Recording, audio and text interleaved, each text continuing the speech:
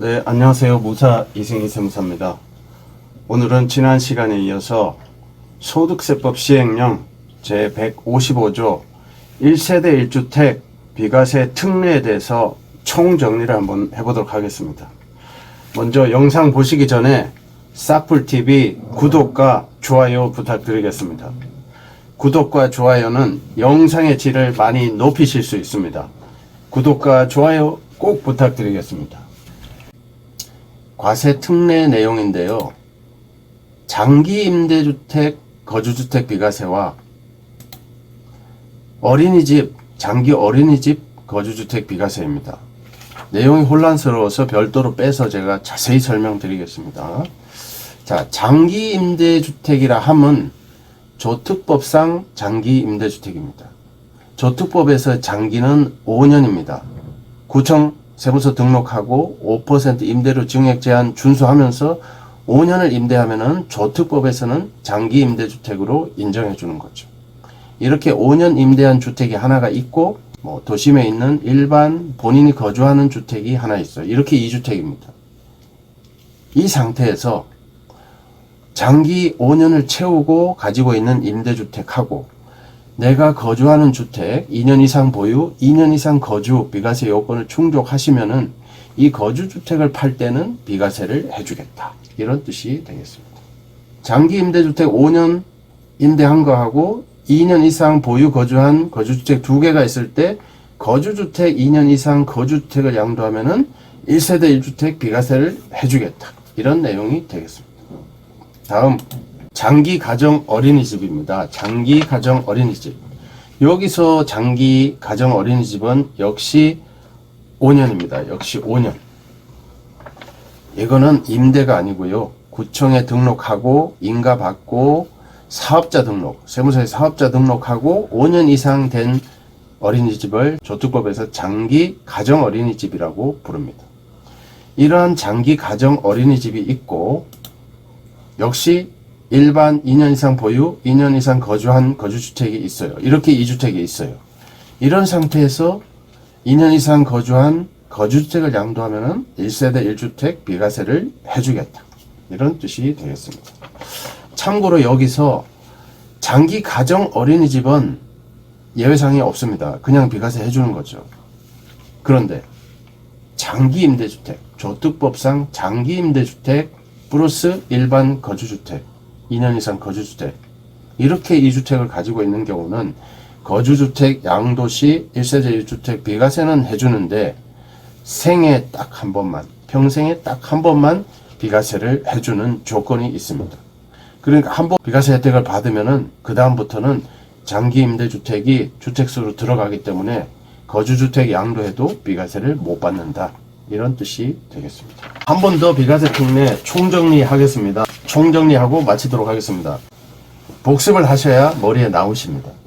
자, 1세대 1주택, 일시적 2주택, 신규주택 취득일로부터 3년 내 팔아야 비과세 됩니다. 단 2019년 12.16 발표됐죠. 12.16 이전에 취득한 주택이면은 2년 내에 팔면은 비과세가 됩니다. 그 다음 동거복량 10년 내 먼저 양도하는 주택 비과세.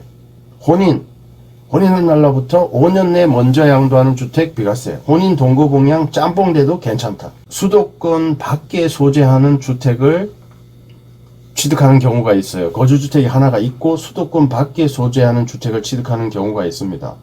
뭐 공공기관에 근무하는 남편이 공공기관이 이전했어. 회사에 근무하는데 회사가 소재지가 이전했어. 이렇게 어쩔 수 없이 부득이하게 이전하는 경우 이때는 도심에 거주하는 일반 거주주택을 양도하는 경우는 비과세를 해주는데 이거는 일시적 2주택 비과세를 원용해서 부득이한 사유가 해소된 날로부터 부득이한 사유 구청이 세종시로 이사가서 아버지께서 세종시로 이사갈 수밖에 없어. 그래서 거주 이전이 됐어. 또는 회사가 제주도로 가서 제주도로 갈 수밖에 없었어. 이렇게 될 때는 부득이한 사유, 회사가 다시 서울로 오거나 또는 그 회사를 그만두거나 부득이한 사유가 해소된 날로부터 3년 내에만 팔면은 비과세가 되는 겁니다. 그 다음 거주주택 비과세 장기 임대주택이 장기는 5년 이상이다. 네, 생애 한 차례만 비과세를 해준다. 그리고 거주주택은 2년 이상 보유, 2년 이상 거주 비과세 요건을 갖춰야 된다. 이렇게 말씀드렸습니다. 장기 가정 어린이집도 있는데 장기 가정 어린이집은 네, 거주주택 비과세를 해주는데 특별한 조건이 없다. 조특법의 장기 임대주택은 5년을 채워야 됩니다. 구청 등록하고 세무서 등록하고 양쪽에 등록하고 5년을 임대해야 장기로 인정되고 비과세 요건이 충족이 되는 겁니다. 헷갈리지 마십시오. 민특법의 단기 4년, 장기 8년 폐지되긴 했지만 네, 장기 8년은 아파트만 폐지됐죠. 민특법의 단기 4년, 장기 8년하고 조특법의 장기 5년하고 헷갈리면 안 되겠습니다. 그리고 민특법 4년, 8년 법이 폐지됐죠. 50%만 지나면은 4년은 2년만 지나면 4년 오케이 인정해 주죠. 8년은 4년만 지나면 뭐 8년 오케이 인정해 줍니다. 이렇게 민특법이 폐지되면서 소득세법 시행령 155조에서도 네, 비과세 특례가 추가되었습니다. 155조는 1세대 1주택 비과세 특례를 모아놓은 조항인데요. 내용은 이렇습니다.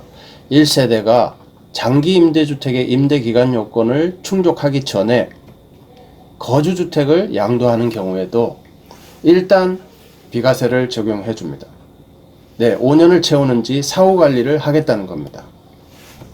해당 임대주택을 장기 임대주택으로 보아 20항 거주주택 비과세를 적용해 주겠다. 이런 내용이 되겠습니다. 2018년 개정되면서 내용이 들어와 있던 것입니다. 네, 22항 내용인데요. 1세대가 21항 비과세를 적용받은 후에 임대기간 요건을 충족하지 못하게 된 때에는 사후에 충족하지 못하게 된 때는 그 사유가 발생한 날이 속하는 달의 말일로부터 2개월이죠. 양도소득세 신고기한 내에 양도소득세로 신고 납부를 해야 한다. 이런 내용이 되겠습니다. 2018년부터 있던 비과세 특례가 되겠습니다. 다음 보겠습니다. 네, 이번에 민특법이 개정되면서 특례로 들어온 내용입니다. 임대기간 요건에 대한 산정 특례입니다. 보겠습니다. 장기 임대주택이 다음 어느 하나에 해당하여 등록이 말소되고 네, 소득세법 시행령에서 정한 임대기간 요건을 갖추지 못하게 된 때에는 그 등록이 말소된 날에 해당 임대기간 5년, 10년을 갖춘 것으로 봐주겠다. 이런 내용이 올해 2020년 10월 7일에 특례로 들어왔습니다. 등록 말소 사유는 다음 두 가지입니다. 1번 민특법상 의무기간 내 등록 말소 신청으로 등록이 셀프 말소된 경우입니다. 이 경우는 임대기간의 50% 이상 임대한 경우로 한정합니다. 그리고 2번 민특법상 임대 의무기간이 종료된 날 4년 8년이 종료된 날 등록이 자동 오토 말소된 경우입니다. 이렇게 두 가지 경우인데요. 1번 임대기간 의무 임대기간의 50% 이상 임대한 경우라 하면 4년은 2년 이상이죠. 8년은 4년 이상입니다. 이렇게 의무기간이 50% 경과하면은 4년을 임대한 걸로 봐주고 8년을 임대한 걸로 봐주겠다. 이런 내용인데 조특법에서 정한 5년은 충족하지 못했지만 특례가 마련되면서 해당 임대 기간 요건 5년 10년을 갖춘 것으로 봐주겠다.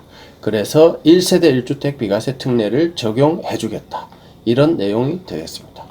네, 오늘은 여기까지 하겠습니다. 감사합니다.